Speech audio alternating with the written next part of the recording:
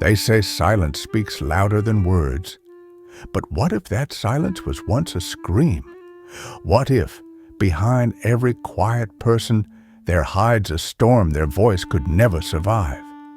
This is the psychology of the hidden voice, the unspoken reality of how trauma, fear, and emotional conditioning can bury expression so deeply that even when the body grows up, the voice never truly does. We often misunderstand silence. We see it as calm, composure, or even indifference. But in truth, silence can be a scar, the echo of years spent being unheard. The hidden voice doesn't disappear by accident. It's trained, shaped by environments where speaking up brought pain instead of comfort. In some families, the child who stayed quiet was the one who survived, the one who didn't challenge authority, who didn't ask too many questions, who learned that safety meant shrinking. Neuroscience explains this with brutal precision. When a person is constantly criticized, humiliated, or punished for expressing themselves, the brain wires itself for protection. The amygdala, the center of fear, begins to associate speaking with threat.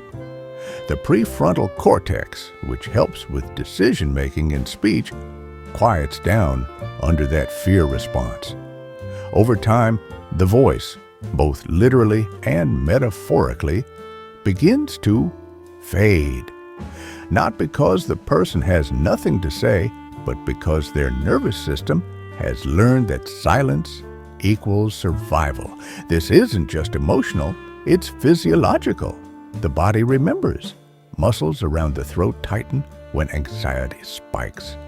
The breath shortens. Even the tone changes. Psychologists call it the body's mute reflex. It's the moment when your body says, "Don't speak, it's not safe." And so the words stay trapped, swirling in the mind, locked behind a tight chest and a trembling jaw. But here's the strange paradox. The hidden voice doesn't vanish completely. It hides in subtle ways. In writing, in article, in music, in the way someone's eyes light up when they want to say something but don't.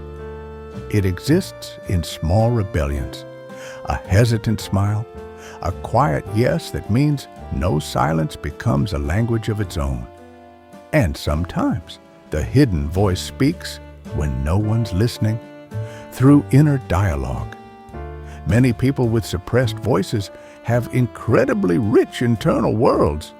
They rehearse conversations that never happen.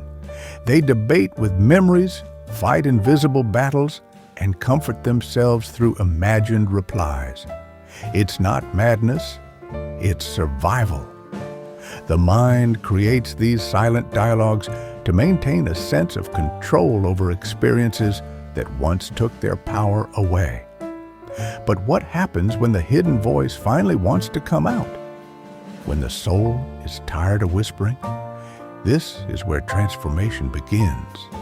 Psychologists observe that during moments of empowerment, even if temporary, the voice often reappears.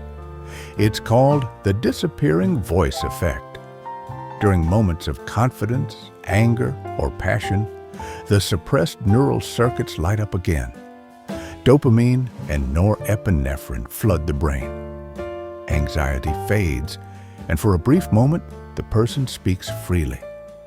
You've probably seen it, the quiet person who suddenly becomes powerful when defending someone else, or when they talk about something they love. It's not that they're pretending, it's that for that moment, they feel safe. Their internal balance shifts. They're not silenced by fear. They're powered by emotion. But as soon as that emotional high fades, the fear returns and the voice retreats again. It's heartbreaking, but also deeply human. This cycle reveals how emotions and self-worth are wired together. The more a person associates speaking with danger, the more they lose trust in their own expression. And society doesn't help. We reward loudness, We celebrate confidence. We often assume that those who speak less have less to say, when in truth, they may hold the deepest insights of all. Imagine living inside that quietness. You have thoughts bursting to be shared, but every time you try, something inside you freezes. The words line up, but the mouth won't move. You feel invisible, like your existence doesn't echo in the world around you. That's what it means to live with a hidden voice, to have so much within, yet sound like nothing without.